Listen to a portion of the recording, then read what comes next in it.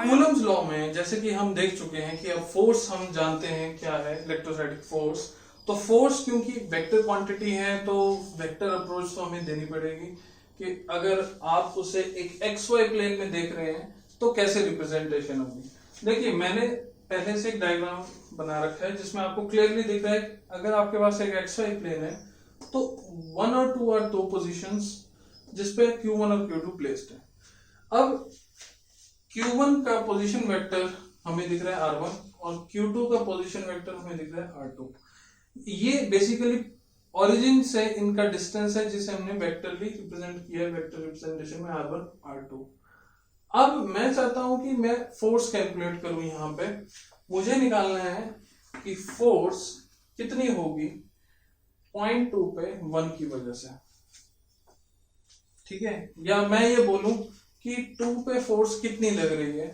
तो क्लियरली दिख रहा है कि ये एक सिमिलर चार्जेस का अरेंजमेंट है, Q1 Q2 का चार्ज जो है वो सेम है, तो जो फोर्स लग रही होगी वो रिपल्सिव है जो कि इस तरफ होगी। मैं ऐसे शो कर सकता हूं in the same direction as the direction of this vector R21। तो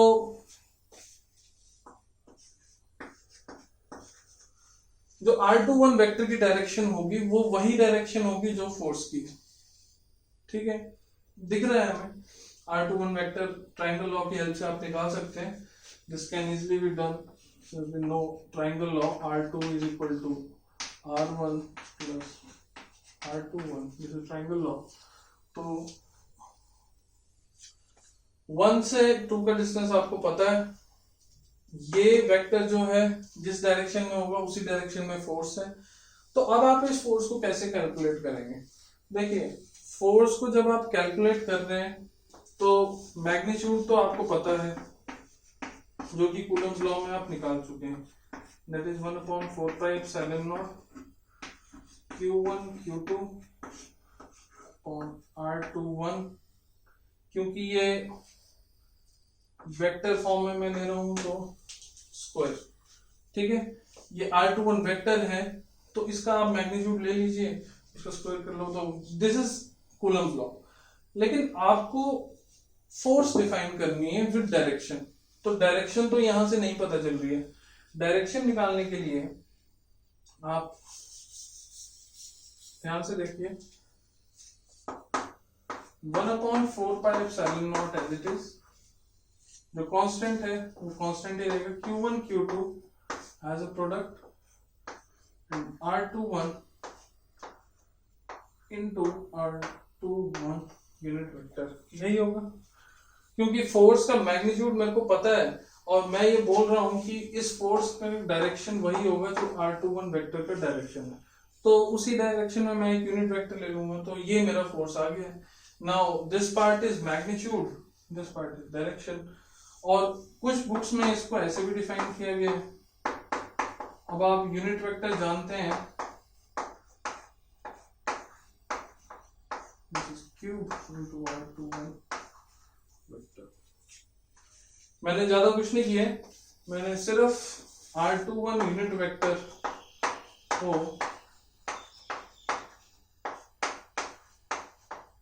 इस फॉर्म में लिखता है। Unit vector is basically vector upon its magnitude, तो वेक्टर अपॉन इट्स मैग्नीट्यूड को जब आप रखेंगे तो ये हो जाए, तो ये आपकी वेक्टर रिप्रेजेंटेशन है। दूसरा ये कि जो फोर्स है F, force experienced at position 2 due to 1 is similar as force experienced on position 1 due to 2। जो यहां फोर्स लग रही होगी वो भी बराबर होगी, लेकिन force experienced at position 1 due to 2 इनके मैग्नीट्यूड इक्वल होंगे। ये आप लोगों को ध्यान रखना है। अगर आप 1 पोजीशन पे 2 की वजह से फोर्स निकाल रहे हैं तो उसका मैग्नीट्यूड भी इतना होगा, फर्क सिर्फ डायरेक्शन में होगा। तो आप ये लिख सकते हैं according to vector expression that force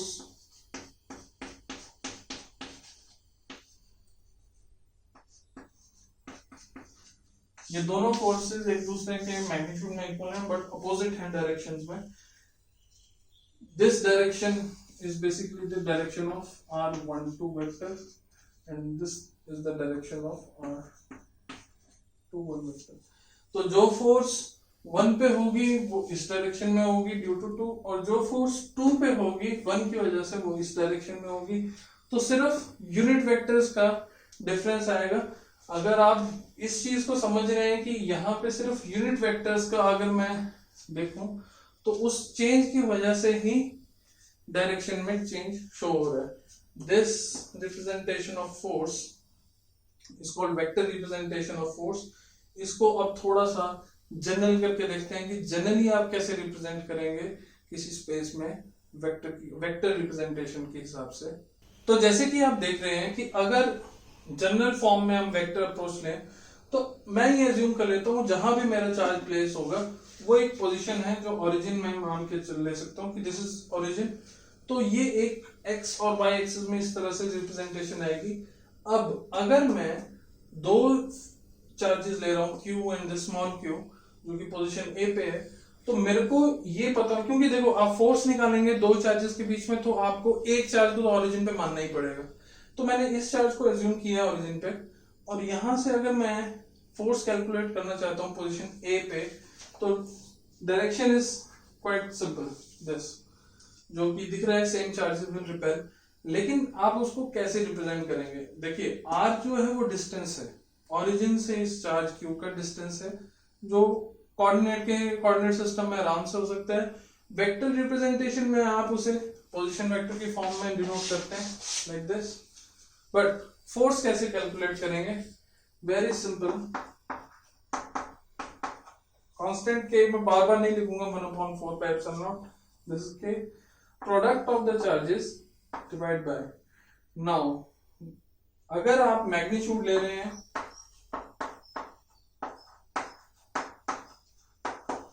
this OA vector is position vector, so can be written as,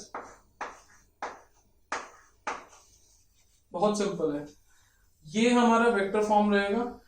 चाहे तो आप इसे r क्यूब और यहाँ r वेक्टर यूज करके जो फॉर्म हम देख चुके हैं वैसे, लेकिन मैं उस पर ज्यादा स्ट्रेस नहीं करूंगा, बोथ आर सेम। ये वेक्टर फॉर्म जो है ये बहुत इंपॉर्टेंट है कंपटीशन पॉइंट ऑफ व्यू से। आप मान के चलिए कि जेईई मेंस और जेईई एडवांस में अगर कोई क्वेश्चन पुट अप होगा कूलम्स लॉ में, जो कि हो जाते हैं जेईई मेंस और एडवांस में क्वेश्चन आते हैं कूलम्स लॉ टॉपिक पे, तो वो वेक्टर अप्रोच को बहुत सीरियसली लेते हैं, वो क्वेश्चन ही इस पे पुट करेंगे। आप मैग्नीट्यूड्स अगर कैलकुलेट कर भी लें तो वेक्टर डायरेक्शन में हमेशा गड़बड़ कर सकते हैं। तो इसीलिए मैं कहता हूँ कि फिजिक्स में मैथमेटिकल बैकग्राउंड होना थोड़ा सा जरूरी है। आपको अगर वेक्टर अप्रोच आती है तो बहुत इजी हो जाता है। यहाँ पे अगर आपको वेक्टर निकाल लिया आपने OA वेक्टर पोजीशन वेक्टर, तो उसका यूनिट वेक्टर निकालना बहुत आसान काम है। तो आप इजीली फोर्स डिफाइन कर सकते हैं किसी भी पॉइंट पे यूजिंग वेक्टर अप्रोच। और मेरे हिसाब से vector approach is the easiest method. कई जगह तो आपको शायद कैलकुलेट करने की जरूरत भी ना पड़े और आपके पास ऑप्शंस में आंसर सामने होगा। तो आप वेक्टर अप्रोच को जरूर फॉलो कीजिए, और इसके ऊपर हम जितने भी क्वेश्चंस होंगे आगे, कुछ लॉज आएंगे हमारे पास, सुपरपोजिशन लॉज, उसके बाद हम डिस्कस करेंगे कि कैसे आप कूलम्स लॉ को अप्लाई करते हैं। तो इसको एक एग्जांपल की हेल्प से समझते हैं कूलम्स लॉ को, तो ज्यादा बेटर है। चलिए एग्जांपल पे देखते हैं। तो कूलम्स लॉ में अब हम एक एग्जांपल की हेल्प से कूलम्स लॉ को थोड़ा और डिटेल में समझेंगे।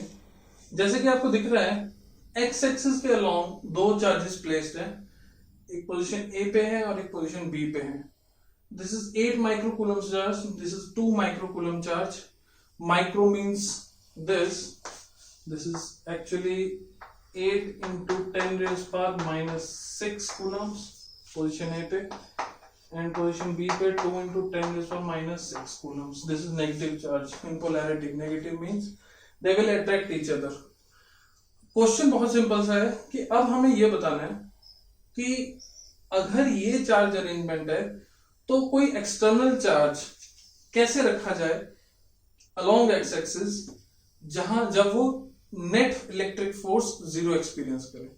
That means we have to find a position along x axis such that third charge will experience net electric force 0। ठीक, तो आपको प्लेस तो एक्स एक्सिस पे ही करना है, अब थोड़ी देर के लिए मान लें कि अगर आप बीच में रखेंगे तो ये चार्ज नेगेटिव होने की वजह से अट्रैक्ट करेगा, क्योंकि जो सपोज आपने जो चार्ज रखा है वो है क्यू, हम एज्यूम जो कर रहे हैं क्यू वो पॉजिटिव नेचर का ही है, एक टेस्ट चार्ज की तरह ही हम एज्यूम कर रहे हैं। तो ये चार्ज जो है वो इस तरफ अट्रैक्ट होगा और ये वाला चार्ज जो होगा वो इसे रिपेल करेगा इस तरफ। तो बीच में तो रखा नहीं जा सकता। बहुत सिंपल सा लॉजिक है। आप इतना समझ लीजिए कि बीच वाली पोजीशन पे अगर आप एज्यूम कर रहे हैं तो बीच में अगर रखेंगे तो नेट फोर्स टुवर्ड्स बी होगी, तो कभी भी फोर्स जीरो नहीं हो सकती। ठीक है, अगर आप यहां बीच में एज्यूम करेंगे तो this will be the force due to A and this will be the force due to B. A की वजह से ज्यादा होगी, अगर आप ए की तरफ ज्यादा रखेंगे तो ए की तरफ से फोर्स ज्यादा लगेगी, अगर ए से दूर रखेंगे तो थोड़ी कम होगी, लेकिन होगी इसी तरफ। बी से जितना क्लोज रखेंगे स्ट्रॉन्ग अट्रैक्टिव पुल होगा, दूर रखेंगे तो वीक अट्रैक्टिव पुल होगा, लेकिन होगा इसी तरफ। अब दोनों तरफ से अगर देखा जाए तो बीच की पोजीशन तो स्टेबल नहीं है थर्ड चार्ज के लिए, तो कहां रखें? देखिए, अगर मैं बाहर एज्यूम करता हूं इन दोनों से बाहर, तो ए की वजह से, क्योंकि ए से दूर हूं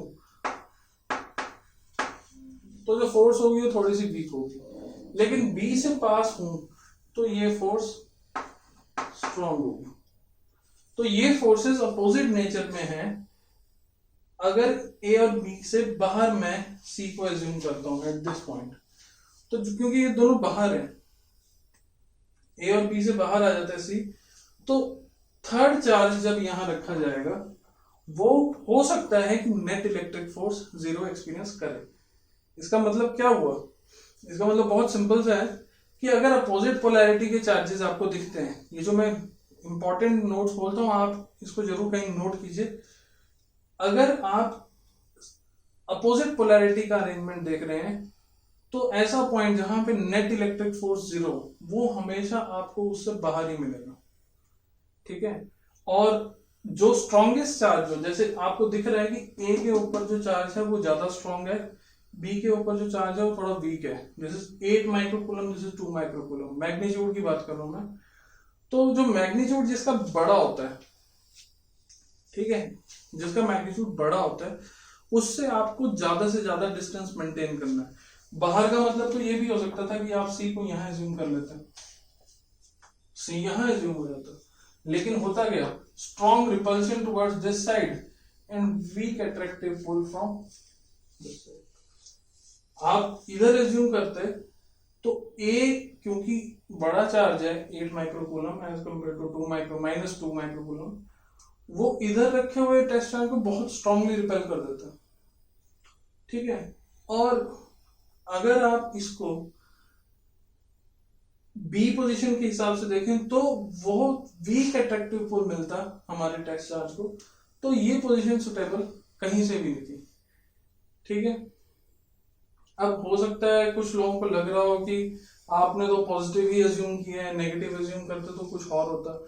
देखिए, क्वेश्चन में लिबर्टी दी गई है कि आपको बताना है थर्ड पोजीशन जहां पे आपका एक्सटर्नल चार्ज जो है वो net electric force zero experience करे। तो ऐसे के कोई केसेस में जो एक्सटर्नल चार्ज है ना उसको टेस्ट चार्ज ही माना जाता है। ठीक है, फिजिक्स में स्टैंडर्ड है, जब चार्ज नहीं दिया जा रहा है उसकी पोलैरिटी तो आपको उसे पॉजिटिव ही एज्यूम करना है, नेगेटिव नहीं करना है। तो उस हिसाब से देखें तो हमारे को दिख रहा है कि पोजीशन सी जो है वो सुटेबल पोजीशन है। तो हम यहां से अपना क्वेश्चन स्टार्ट करते हैं। सबसे पहले इसका ये एनालिसिस बहुत जरूरी है कि सी किस तरफ होगा, तो वो समझना जरूरी है। बाद का क्वेश्चन तो आप इजीली मैथमेटिकली कैलकुलेट कर सकते हैं। तो स्टार्ट करते हैं हम इसका मैथमेटिकल पार्ट। तो अब हमें ये पता है कि पॉइंट सी जो है वो इधर ही होना चाहिए। तो अब हम क्वेश्चन को सॉल्व करते हैं। देखिए, हमारे को पता है कि जो दिख रहा है कि पोजीशन सी के ऊपर नेट फोर्स जीरो, अब हमने मान लिया कि यहाँ हो सकती है, तो net force at point C is suppose to be zero. तो फोर्स ऑन पॉइंट सी क्या होगी, ये दिख रहा है, this is force on C due to A which is towards this side because ये पॉजिटिव चार्ज है, और सी पे बी की वजह से जो फोर्स होगी वो अट्रैक्टिव होगी क्योंकि नेगेटिव चार्ज है, तो वो इस तरफ होगी। तो दोनों फोर्सेस का सम 0 होना चाहिए, तभी नेट फोर्स 0 होगी। नेट फोर्स 0 होने का मतलब ही यही है दिस। अब आप समझिए कि वेक्टर अप्रोच जो मैं बोल रहा था कि क्यों जरूरी है। This is magnitude of CA I आई कैप, क्योंकि ये पॉजिटिव एक्स की तरफ है तो I cap, plus magnitude due to B at point C is this, और यहां पे जो आएगा वो आएगा माइनस आई कैप। मैंने माइनस आई कैप इसलिए लिया है क्योंकि आप नेगेटिव एक्स एक्सिस की तरफ है, अट्रैक्टिव फोर्स है, तो ये रहेगा। अब यहां से बात आती है कि कुछ लोग बोलते हैं कि आप फोर्सेस ऐसे ही कैलकुलेट करेंगे, मैं ऐसे ही कैलकुलेट करता हूं। आपको मैग्नीट्यूड अलग रखना है, डायरेक्शन अलग रखनी है। कभी भी किसी भी एंट्रेंस टेस्ट में गलती हो ही नहीं सकती। आप इसको अलग अलग रखेंगे तो मामला बहुत इजीली सॉल्व हो जाएगा, क्योंकि फोर्स इक्वल टू 0 है। This expression is equal to 0, इसका मतलब है मैग्नीट्यूड दोनों फोर्सेस के इक्वल आने चाहिए। आपको ये रिलेशन एस्टैब्लिश करना है। अब मैग्नीट्यूड तो आप कूलम्ब्स लॉ से निकाल सकते हैं, क्योंकि मैग्नीट्यूड इक्वल होंगे तो नेक्स्ट जो अब हम चलेंगे उसे हम मैग्नीट्यूड्स को इक्वेट करके देख लेंगे और हमें पता चल जाएगा कि ये डिस्टेंस कितना है। तो सी पॉइंट का डिस्टेंस आप बी से एज्यूम कर लीजिए एक्स है, तो अब हम इसे कैलकुलेट कर सकते हैं, क्योंकि हमें पता है कि अब मैग्नीट्यूड्स ही इक्वल करने हैं हमने। यूजिंग दिस इज के, यहाँ पे थर्ड चार्ज जो है आपने टेस्ट चार्ज अज्यूम किया है स्मॉल क्यू, तो के 8 माइक्रोकूलम्स इनटू क्यू अपॉन 20 सेंटीमीटर्स है, तो इसे 0.2 प्लस एक्स, मीटर्स में ही रखना है आपने, 0.2 plus X whole square, this should be equal to K. अब यहां मैं -2 माइक्रोकूलम नहीं लूंगा, मैंने डायरेक्शन उसकी ले ली है, तो यहां पे अब आप सिर्फ 2 माइक्रोकूलम लेंगे, क्योंकि आप मैग्नीट्यूड कैलकुलेट कर रहे हैं और मैग्नीट्यूड में कोई भी चीज नेगेटिव नहीं रहती है, पॉजिटिव रहती है। This is 2 microcoulomb into Q upon x square. ठीक है, इसको आप सॉल्व कीजिए, common terms cancel, this is cancel, तो 8 into 10 raised to minus 6 upon 0.2 plus x whole square is equal to 2 into 10 raised to minus 6 x whole square. This is also cancelled. This is 4 left. तो यहाँ से आप इसको simplify कर सकते हैं, 4 upon 0.2 plus x whole square is equal to 1 upon x whole square. This is 4x square is equal to 0.04 plus x square plus 0.4x. इसको ले आइए, this is 3x square minus 0.4x minus 0.04 equal to 0. ये question जो है यहाँ तक आप सबका आना चाहिए। अगर नहीं आ रहा है तो आप वीडियो को पॉज कीजिए और ये मैथमेटिकल स्टेप जो है आप परफॉर्म कीजिए, यहाँ तक आपकी क्वाड्रेटिक इक्वेशन बननी चाहिए। अगर ये नहीं आ रहा है तो आप यहाँ मैथमेटिकली कोई गलती कर रहे हैं, वीडियो को थोड़ा सा जरूर यहाँ तक लेके आइए और जरूर देखिए कि ये इक्वेशन बन रही है नहीं। यहाँ तक सबका आना चाहिए। यहाँ से बहुत आसान है, this is quadratic equation. Quadratic equation आपने सॉल्व करनी है एंड यूजिंग दिस आप x की वैल्यू निकाल सकते हैं। क्वाड्रेटिक इक्वेशन में x की वैल्यूज जो होती हैं मैं यहाँ पे लिख रहा हूँ, अगर आप लोगों को पता है कैसे कैलकुलेट करते हैं तो x की वैल्यूज निकालने का डायरेक्ट मेथड है वो यहाँ पे यूज होगा। This is the value of b, this is the value of c, this is the value of a। Quadratic equation के रूट्स कैसे निकालते हैं ये आपको पता है, तो निकाल के बताइए। x की वैल्यू जो होनी चाहिए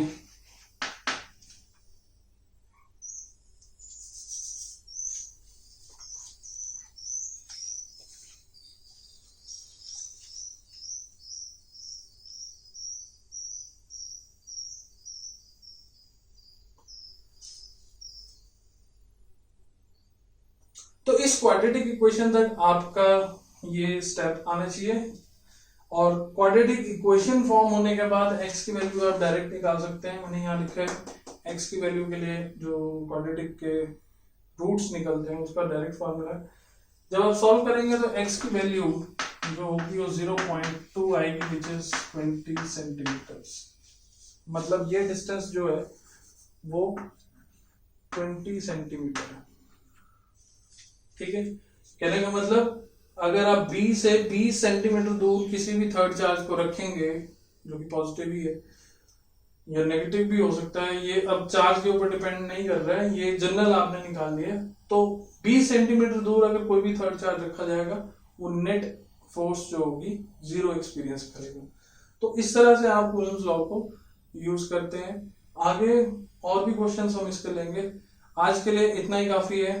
तो कूलम्स लॉ के नेक्स्ट लेक्चर में जो हम स्टार्ट करेंगे वो होगा सुपरपोजिशन लॉ। तो इस वीडियो को आप जरूर पूरा ध्यान से देखिए और रिवाइज कीजिए, नोट्स बनाइए, और जितना हो सकता है फिजिक्स पंडित को लाइक कीजिए, शेयर कीजिए, सब्सक्राइब कीजिए, और अपने स्टूडेंट्स को जरूर, जो आपके फ्रेंड सर्कल में उनके अंदर भी ये चीजें स्प्रेड कीजिए कि एक एफर्ट है हमारा कि जेईई मेंस और एडवांस, नीट और एम्स की तैयारी आप यूट्यूब के थ्रू भी कर सकते हैं। ये एक मिथ है कि यूट्यूब के थ्रू पढ़ाई नहीं होती है, बस डिपेंड करता है कि किस तरह का मटेरियल है और किस सीक्वेंस में मटेरियल है। तो आज के लिए इतना ही है, आगे के लिए बने रहिए फिजिक्स पंडित पर, सब्सक्राइब कीजिए और बेल नोटिफिकेशन जरूर दबा के जाइए।